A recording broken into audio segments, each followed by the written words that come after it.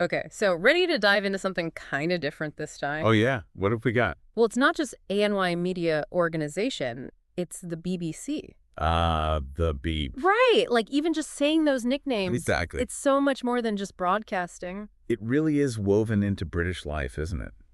It's fascinating how those nicknames you mentioned, they kind of show how the BBC's image has changed over time, right? Totally.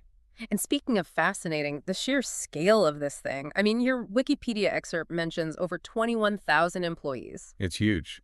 A lot of people don't realize just how big it is. Yeah, it's way bigger than I ever pictured. Like that excerpt, by the way, it's longer than some novels I've tried to read. Yeah, it's a monster. But that just goes to show you how much there is to unpack here. We're not just talking about the shows they put on, but their whole place in British identity, their relationship with the government. How they're navigating the media world now with everything changing, All of that. It's a big story. it really is. So, where do we even start? Well, the Wikipedia article dives right into their structure. Public service, funded by that famous or infamous, depending who you ask, license fee. Ah, yes, the license fee. Yeah. Can't talk about the BBC without talking about the license fee. Right. I imagine that's caused some arguments over the years. Oh, absolutely. You can't really understand the BBC's position without understanding the license fee. It gives them a certain amount of independence Yeah. because they're not relying on advertisers. But it also means they're under a lot of scrutiny. Exactly. People want to know they're getting their money's worth. And then, of course, there are the accusations of bias. From all sides, probably. Oh, from all sides. We'll definitely get into that later. Yeah, we'll have to circle back to that. Definitely. But for now, let's rewind a bit. Back to the beginning. Way back. We're talking the 1920s. Okay, so 1920s.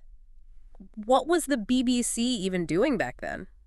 Well, our Wikipedia deep dive starts with a certain Dame Nellie Melba. Dame Nellie Melba.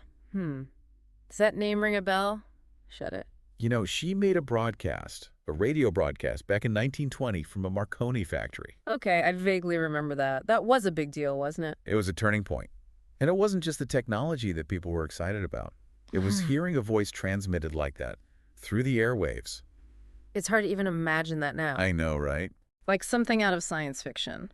But this wasn't just like a feel-good moment for science. Right. The article says the government was getting anxious about radio. Oh, absolutely. See, after World War I, you had all this unregulated broadcasting in Britain. A free-for-all.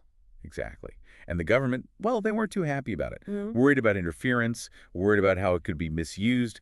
They wanted order, control. Which is interesting because in the U.S., it went in a completely different direction. Total opposite. So the BBC was born not out of some grand vision for the future of media, but out of a desire to, what, impose order on the airwaves? Basically, yeah. To avoid becoming like the U.S. Exactly. And who took charge? The General Post Office. The post office. Yes, really. They decided to give out just one broadcasting license Yes. to a group of receiver manufacturers. And that became the BBC. That's right. The seed that would become the BBC. Wild. It makes you wonder what would happen if the U.S. had done the same thing. But I guess we're getting sidetracked. So back to these early days of the BBC.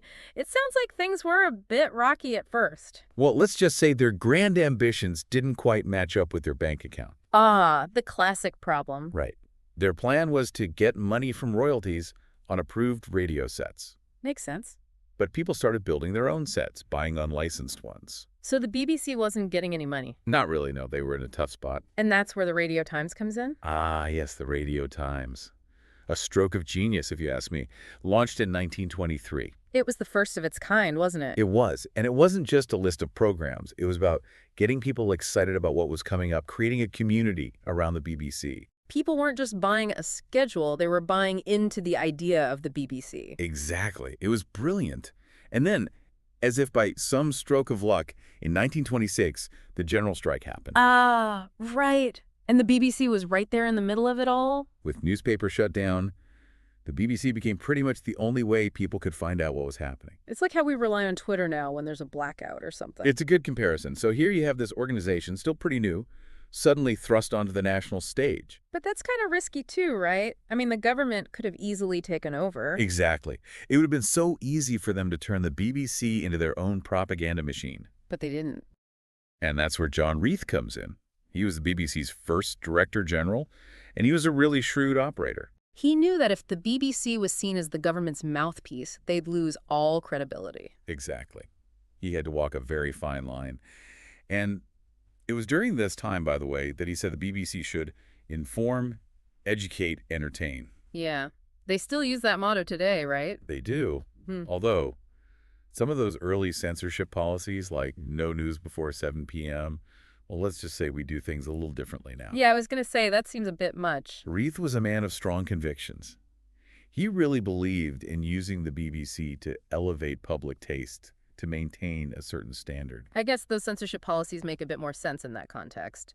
Still, it's kind of hard to imagine someone telling Winston Churchill he couldn't give a speech. Oh, but they did. It happened in 1938. Even Churchill wasn't above Auntie's rules. Wow, that just shows how much influence they already had. They were a force to be reckoned with. But then, of course, World War II changed everything again. Right. The BBC went from being this cultural influencer to, like, a literal lifeline. The article talks about how they had to move their operations to avoid the bombings. And of course, that's how people heard Churchill's wartime speeches. Those iconic speeches, it's amazing to think they were broadcast over the BBC. Amidst all the chaos and fear, the BBC provided this sense of unity, of continuity. They were a familiar voice and a very scary time. And you know, it's those little stories, those human touches, that really make history come alive, like the story of Princesses Elizabeth and Margaret making their first radio broadcast. Oh, right, to other children who had been evacuated. Exactly. It's just charming, isn't it? It is. But the war had its dark side, too, even for the BBC. Of course. National security meant censorship, even for things that seem pretty harmless now, like music from Germany or Italy. Wow. It really makes you think, doesn't it? Even an organization like the BBC wasn't immune to the pressures of war. No one, and nothing is. But then, the war ended. And suddenly there was this whole new frontier.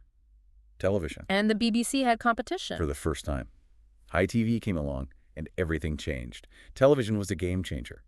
But you have to give the BBC credit. They adapted.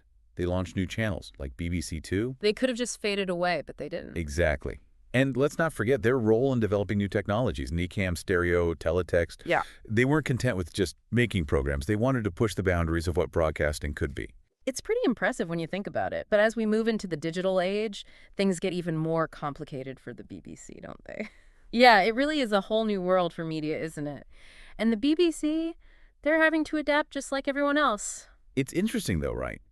Because they're this institution with all this history, all these traditions. Yeah. And yet, here they are, dealing with the same problems as some Silicon Valley startup. They've got Netflix breathing down their necks. Exactly. And the debates about the license fee, they're not going away. Plus, there's always that question of political influence. Which seems impossible to avoid, really. It's a tough needle to thread. And of course, you've got the controversies. Budget cuts, BBC Three going online, and then the never-ending debate about their news coverage. Too left-wing for some, too right-wing for others. It seems like everyone has an opinion. Well, that's the challenge, isn't it? Can a public service broadcaster, funded by everyone, actually please everyone? It's a balancing act, that's for sure. It really is. And yet there's this whole other side to the BBC. BBC Studios, their commercial arm.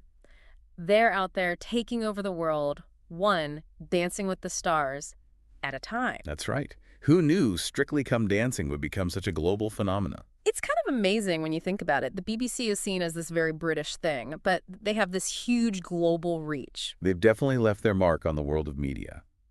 But it does make you wonder, where do they go from here? In this age of streaming, on-demand content, what does the future hold for a public service broadcaster like the BBC? It's the big question, isn't it? Well, that's all the time we have for our deep dive into the BBC, but it's given us plenty to think about. It certainly has. Yeah. And who knows, maybe we'll revisit Auntie Beeb again sometime. Maybe so. But until then, thanks for listening and keep exploring. There's a whole world of fascinating stuff out there just waiting to be discovered.